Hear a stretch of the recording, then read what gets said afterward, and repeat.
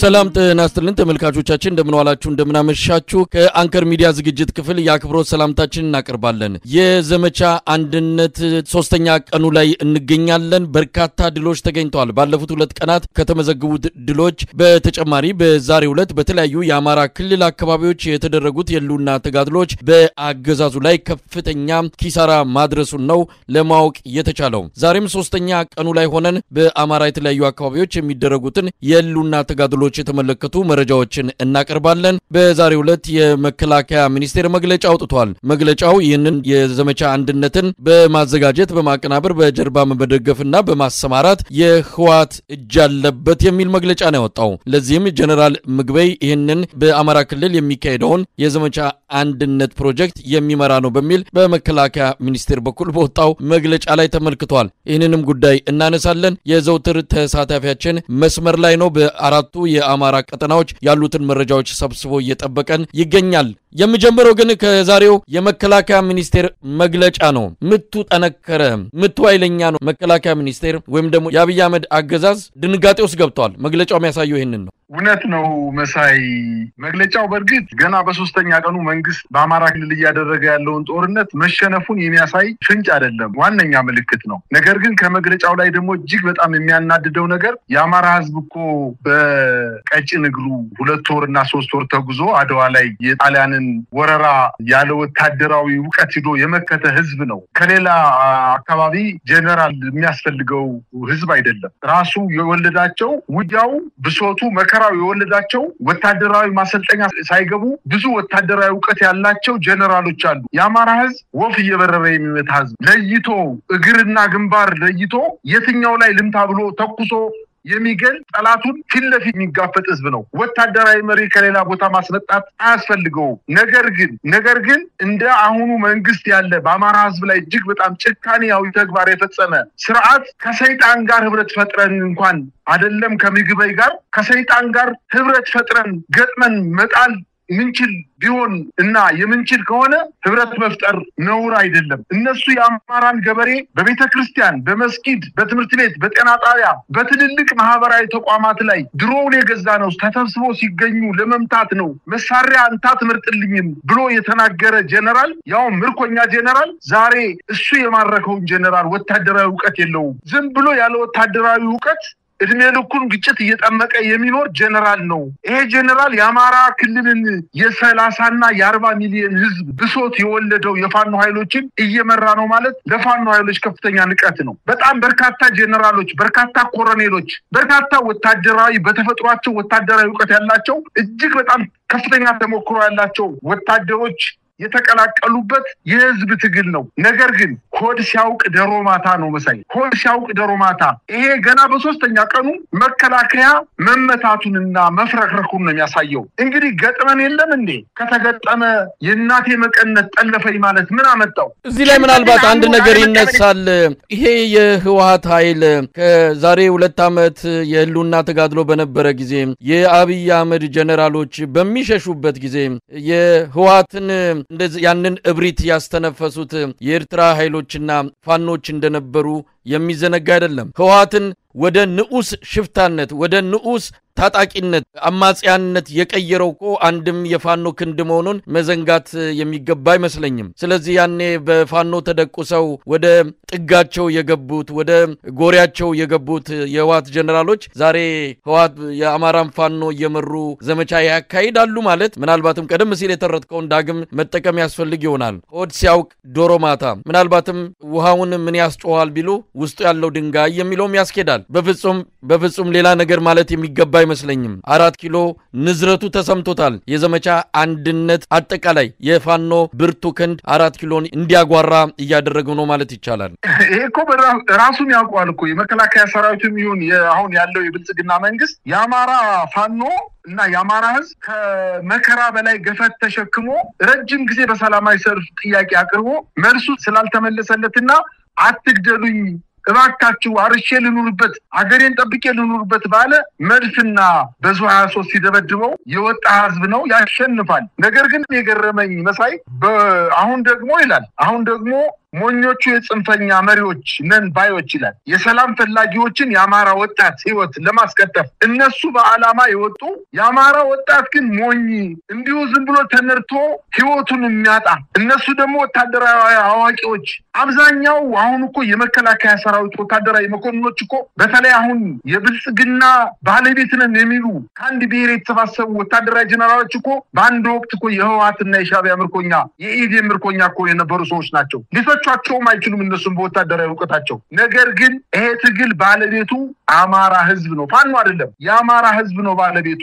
ህዝብን ደግሞ ያሸነፈ መንግስት በምድር ላይ የለም። የአማራ ህዝብ ታጥቆ ተነስቷል፣ ገጥሞም ያሸንፋል። ገና በሶስተኛው ቀን እኮ ነው ለሽንፈቱ ምክንያት መስጠት የጀመረው። ይሄ እንግዲህ የአማራ ፋኖ ሙሉ በሙሉ ወደ አንድነት ሳይመጣ እንደው 80-90% ገና አንድነት ፈጥሮ ወደ ዋናው ማጥቃት እንቅስቃሴ ሳይጀምር ነው እኮ ገና በሶስተኛ ቀን እኮ ነው መፍረክረኩ የታወቀው። በአጠቃላይ ተሸንፏል። መከላከያ በአማራ ክልል እጅግ በጣም ተዋርዶ ነው የተሸነፈው። ይሄ ለመሸነፉ ምክንያት ለመደርደር ካልሆነ በስተቀር ሌላ ምንም ዓላማ የለውም መሳይ።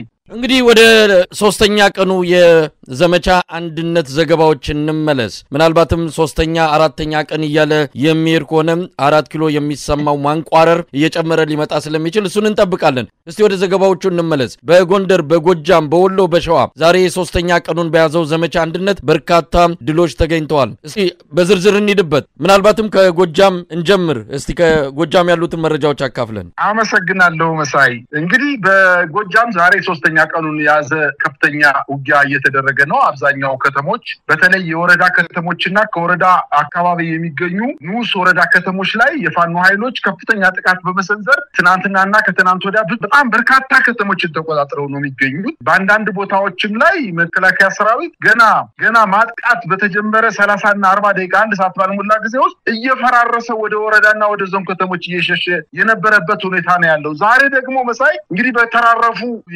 የዞኑ አንዳንድ ከተሞች ላይ ሰፍሮ የሚገኘው የመከላከያ ሰራዊት በዋነኝነት በምዕራብ ጎጃም በቡሬ ወረዳ ስር የምትገኘው ቁጭ ከተማ ዛሬ የፋኖ ኃይሎች በሰነዘሩት ፈጣን እና ከባድ ጥቃት በከተማዋ ሰፍሮ የነበረው ያገዛዙ ጦር ክፉኛ ተመቶ ከተማዋን ለአናብስቶቹ ፋኖች አስረክቦ ተበታትኖ ወደ ቡሬ ከተማ ሸሽቷል። በዚህ አጋጣሚ ወደ ቡሬ ከተማ ሲሸሽ በተደረገው ውጊያ በአገዛዙ ጦር ላይ ከፍተኛ ቁጥር ያለው የመከላከያ ሰራዊት የአድማ ብተናና የሚሊሻ ኃይል ሲደመሰስ በርካቶቹ ቆስለው ተማርከው የተገኙአሉ። በዚሁ በቁጭ ከተማ አካባቢ የምትገኝ አለፋ ከተማ ትባላለች። ታዳጊ ከተማ ነች። በዚህ ከተማ ላይ የፋኖ ኃይሎች ተከታትለው በመግባት ከ190 በላይ የሚሆኑ በእስር ቤት ስቃያቸውን ሲያዩ የነበሩ የፋኖ ቤተሰቦች ናቸው። የፋኖን ትደግፋላችሁ፣ ለፋኖ ስንቅና ትሰጣላችሁ በማለት ከፍተኛ በደል ሲፈጽሙባቸው የነበሩ የንጹሃን የአማራ ተወላጆችን የቡሬ አካባቢ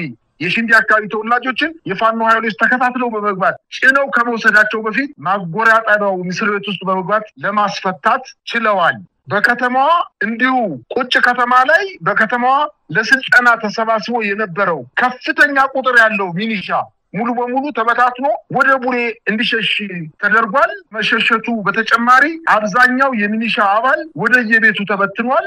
አንዳንዶችም ደግሞ በጎዳና ላይ የፋኖ ኃይሎች ደርሰው ምርኮኛ አርጋቸዋል። ከነዚህ ውስጥም ደግሞ እጅ በፈቃደኝነት እጅ ሰጡ እንደሚገኙበት ከስፍራው የደረሰን መረጃ ይጠቁማል። በዚህ በአረፋ ወረዳ ከፍተኛ ጦርነት አልተደረገም። እንዲሁ የመከላከያ ሰራዊት በመሸሸት ወደ ቡሬ ከተማ በመሸሸት ላይ እንዳለ ነው ማለፋ ከተማን የፋኖ ኃይሎች የተቆጣጠሩት። ነገር ግን አሁንም ያለፋን ከተማ ከተቆጣጠሩ በኋላ የፋኖ ኃይሎች የመከላከያ ሰራዊት በሁለት እግሩ ከመቆሙ በፊት በቡሬ ከተማ ገብተው የበላይነህ ክንዴ ዘይት ፋብሪካ ውስጥ የሚገኝ በርካታ መጋዘኖች ላይ ተከማችቶ የሚገኝ ማዳበሪያ ለገበሬው ሊከፋፈል የነበረ ማዳበሪያ ገበሬው እንዳያርስ ሆን ብለው ከማህበራት መጋዘን አውጥተው በበላይነህ ክንዴ የዘይት ፋብሪካ መጋዘን ውስጥ አስገብተው የነበረውን ማዳበሪያ ከ2000 ኩንታል በላይ ማዳበሪያ አውጥተው በመኪና ጭነው ለአካባቢው በቆሎ አምራች አርሶ አደሮች አከፋፍለዋል። መሳይ ይሄ አንዱና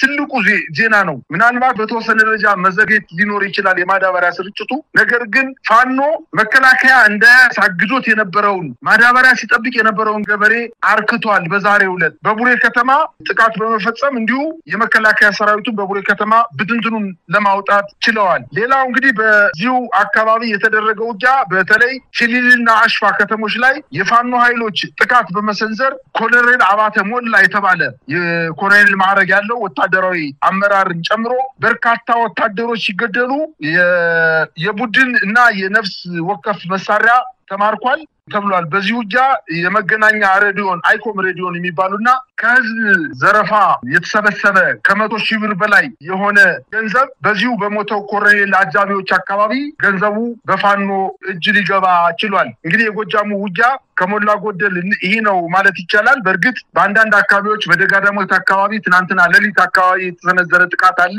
እንዲሁ አረብ ገበያ አካባቢ እንዲሁ በቋሪት አጠገብ አረብ ገበያ ተብሎ በሚጠቀስ አካባቢ ተቆርጦ የቀረ የመከላከያ ሰራዊት አባል ነበረ። ወደ አዴትም ወደ ሰከላም ወደ ቋሪትም ወደ ፈረሰይትም መሄድ ያልቻለ በአራቱም አቅጣጫ ከበባ የተፈጸመበት የመከላከያ ሰራዊት ተመቶ እንዲሁ እጅ እየሰጠ እንደሚገኝ ነው የደረሰኝ መረጃ የሚጠቁመው። መሳይ እንግዲህ ወደ ጎንደር እናቅናና ጎንደር ያለው ሁኔታ እንመልከተው። ምናልባትም ዘግይቶ የሚወጡ መረጃዎች እንደሚያሳዩት በጎንደር ከተማ ከፊል ቦታዎች በፋኖ ኃይሎች መያዛቸውን የሚያሳዩ ነው። 2 ክፍለ ከተማዎች እንደዚሁ ፋኖ ኃይሎች ገብተው መቆጣጠራቸው ነው። ቆላ ድባ ተሰኘው ከተማም እንደዚሁ በፋኖ ኃይሎች መያዙን የሚገልጹ መረጃዎች ይወጡ ነው። ለማንኛውም በዝርዝር በሶስተኛ ቀኑ የዘመቻ አንድነት ውሎ ጎንደር ምን ይመስላል? እንግዲህ በሁሉም የአማራ ግዛቶች መጋቢት 10 ነው የጀመረው የፋኖ ወታደራዊ ማጥቃት። በጎንደር ደግሞ ከተጀመረ 3ኛ ቀኑን ባስቆጠረው ዘመቻ አንድነት የጎንደር ግንባር ላይ 3ኛ ቀን ላይ ረፋድ 4 ሰዓት ድረስ የተገኘ የአውደ ውጊያ ድሎችን ነው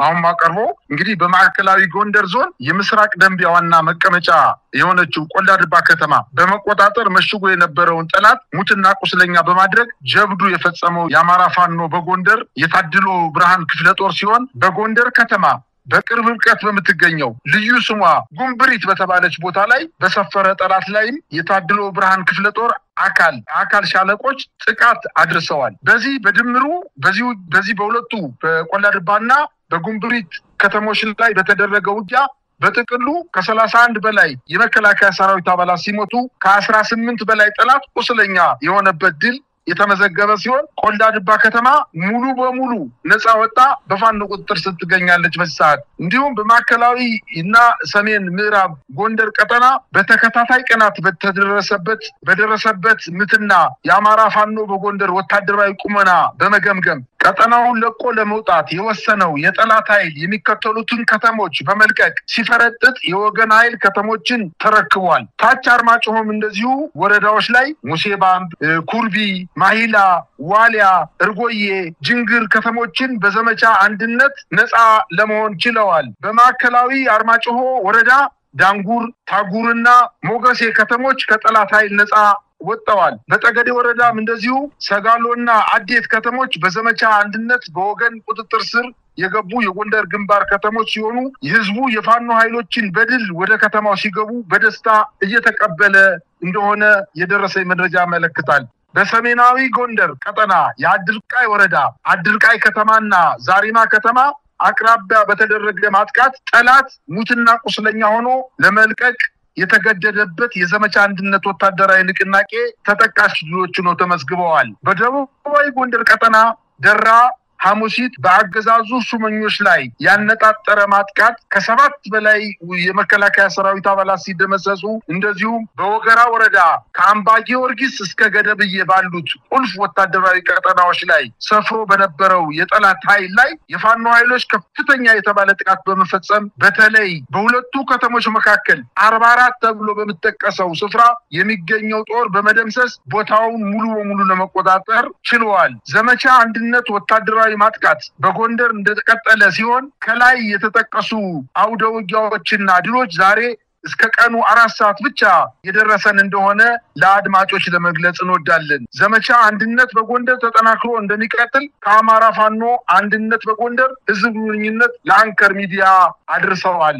እንግዲህ የወሎና የሸዋን ግንባሮችን በቀደም ተከተል ለዚሁ እንመለከታለን። በወሎ ያለውን እናስቀድምና ወሎም የዘመቻ አንድነት ሶስተኛ ቀን ላይ ይገኛል። ላሊበላ አካባቢ ያለው ሁኔታንም ሌሎች በተለያዩ የሰሜን ወሎ ደቡብ ወሎም አካባቢ ያሉት የህልውና ተጋድሎች በተመለከተ ያሉትን መረጃዎች ልታቀርብ ድሉን እንሰጣለን።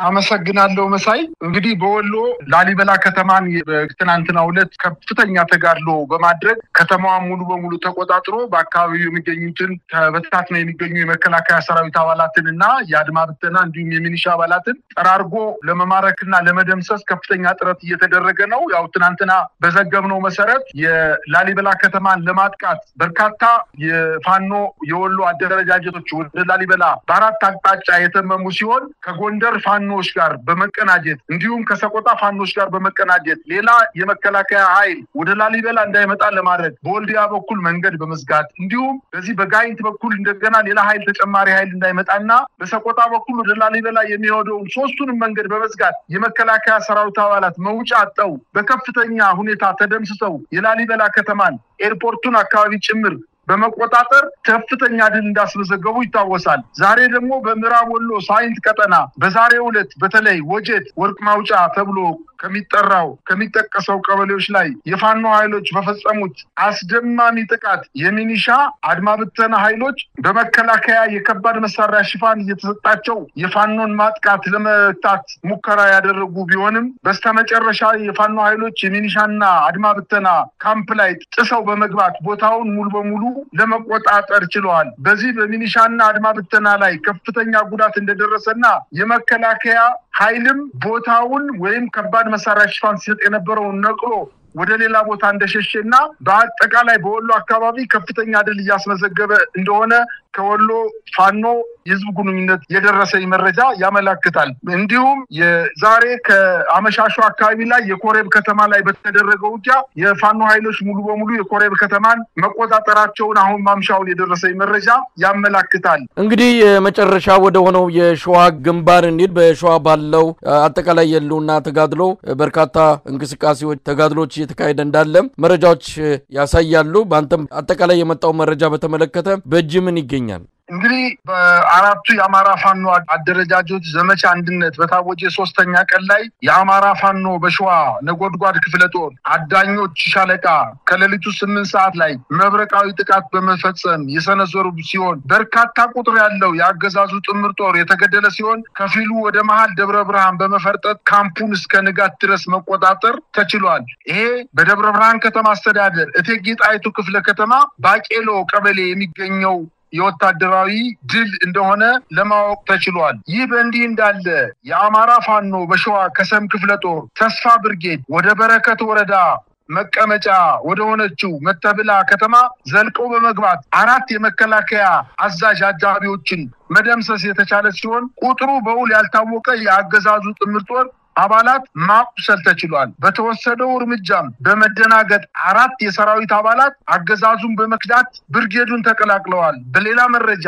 ከደብረ ብርሃን በቅርብ ርቀት ላይ በምትገኘው የባሶና ወራና ወረዳ ደበሌ ቀበሌ ሰፍሮ የከረመው የአገዛዙ ጥምር ጦር የአማራ ፋኖ ያወጀውን የዘመቻ አንድነት ከግምት በማስገባት በአማራ ፋኖ ሸዋ እደመሰሳለሁ ብሎ በመስጋት ወደ መሃል ደብረ ብርሃን ሲጓዝ ጠቅልሎ በሚጓዝበት ሰዓት በአማራ ፋኖ በሸዋ ነጎድጓድ ክፍለ ጦር ጋተው ብርጌድ በደፈጣ ጥቃት ተሰንዝሮበት በርካታ ሰራዊቱ ሲደመሰስ ቀሪዎቹ መቁሰላቸውን ለማወቅ ተችሏል። በአጠቃላይ ሰሜን ሸዋ ከርቀት ላይ የነበረው ውጊያ ወደ ደብረ ብርሃን ከተማ የተለያዩ ቀበሌዎችና የገጠር ቀበሌዎች ላይ እጅግ በጣም ከፍተኛ የተደራጀ የፋኖ ኃይል ወደ ከተሞች እየተጠጋና የደብረ ብርሃን ከተማን በቅርብ ርቀት ላይ ውጊያ ከፍተው ከተማዋን ለመቆጣጠር ከፍተኛ ትግል እያደረጉ ሲሆን በሌላ አቅጣጫ አሁን በተጠቀስኩልህ አቅጣጫ ወደ መተብላም በመሄድ ከፍተኛ ድል ተጎናጽፈዋል። በአጠቃላይ ደብረ ብርሃን በጭንቀትና የመከላከያ ሰራዊቱ ካምፖች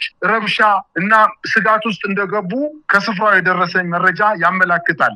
እንግዲህ አራቱንም የአማራ ቀጠናዎች የሶስተኛ ቀን የዘመቻ አንድነት ውሎን ነው የተመለከትነው። ቀደም ሲል በመግቢያችን ላይ እንዳልነው በሶስተኛ ቀኑ የፋኖ ብርቱ ክንድን መቋቋም የተሳነው የአብይ አህመድ አገዛዝ እንግዲህ የጦስ ዶሮ እየፈለገ ነው። ለሽንፈቱ ለከፍተኛ ኪሳራው ፋኖ ተሸነፍኩ ላለ ማለት የህዋቱን ወታደራዊ አመራር እንደ ገጸ ባህሪ ከፊት በማምጣት ዘመቻውን የጀመረው ዘመቻውን የሚያከናውነው ህዋት ነው። የአማራን ወጣቶች የአማራን ህዝብ ለማስጨረስ የሚል ልቦለድና ፍጹም ከእውነት የራቀ ነገር ይዞ መጥቷል። ለማንኛውም አጠቃላይ ሁኔታው እንዴት ማየት ይቻላል? እንግዲህ በአማራ ክልል ከዚህ በፊት እንግዲህ 1 ዓመት ከ6 ወር አካባቢ ሆኖታል ዘመቻ ከተጀመረበት የአማራ ህዝብ ፋኖቹ ከቃታ ብረት ወይንም የጥጃ ብረትን ይዘው ወደ በረሃ ወርደው ከራሱ ከመከላከያ ሰራዊትና ከተለያዩ መንግስት አደረጃጀቶች ላይ እየታጠቁ እየደረጁ እየጎለበቱ ራሳቸውንም እየተከላከሉ በስልጠና ራሳቸውን እያበቁ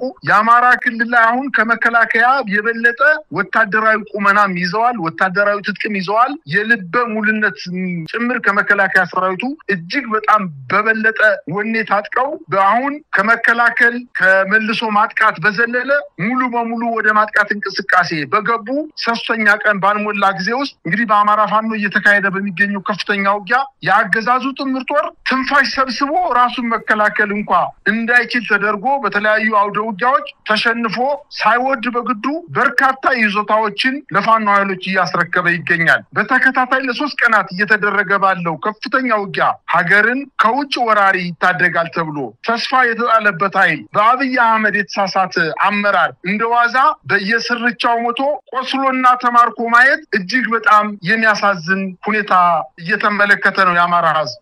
ድሮ የመከላከያ ዩኒፎርም ለለበሰ ወታደር ሲሰጥ የነበረው ከፍተኛ ክብር ዛሬ በህዝብ ዘንድ ተጠልቶ ክብሩ ተዋርዶ ማየት ለኢትዮጵያውያን ኢትዮጵያን ለሚወዱ ዜጋ የእግር እሳት ሆኖባቸዋል። ይታደገናል ያልነው ሲገለን እያየን ነው ይላሉ የአማራ ገበሬዎች። እንግዲህ እንደ ምሳሌ ለመጥቀስ ያክል በአጠቃላይ የአማራ ህዝብ ትግል 2 ዓመት ሳይሞላው እዚህ ደረጃ ላይ ከደረሰ እንደው ለንጽጽር እንዲያመች መሳይ እንደማጠቃላይ መጠቅስልህ በ17 ዓመቱ የትጥቅ ትግል ወቅት 14 ዓመቱ ሙሉ የህወሓት ኃይል ከደደቢት በረሃ አልወጣም ነበር። ከ14ኛው ዓመት ላይ ከሽሬ እስከ ጋሸና አካባቢ በተደረገ ከፍተኛ ውጊያ የሻቢያ ከፍተኛ የሆኑ ከባድ መሳሪያዎች ድጋፍ አግኝቶ የዛን አካባቢ በርካታ ኮሮች ከደመሰሰ በኋላ ሙሉ በሙሉ ከትግራይ ክልል የደርግ ወታደር ወይንም የመንግስቱ ኃይለ ማርያም የኢትዮጵያ መከላከያ ሰራዊት የነበረው ወታደር ሙሉ በሙሉ የትግራይ ክልል ለቆ ወጥቷል።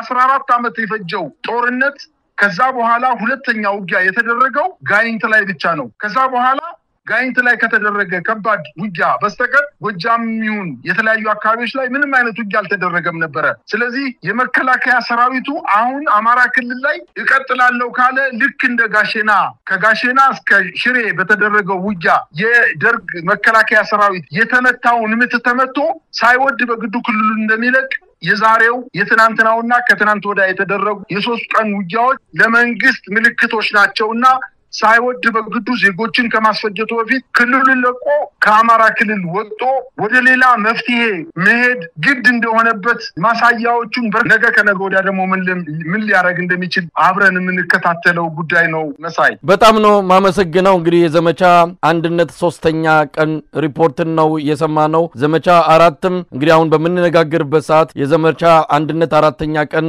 አንድ ብሎ ተጀምሯል። የሱን ደግሞ ሪፖርት ተከታትለን የምናቀርብ ይሆናል። በጣም አመሰግናለሁ። እኔም አመሰግናለሁ መሳይ።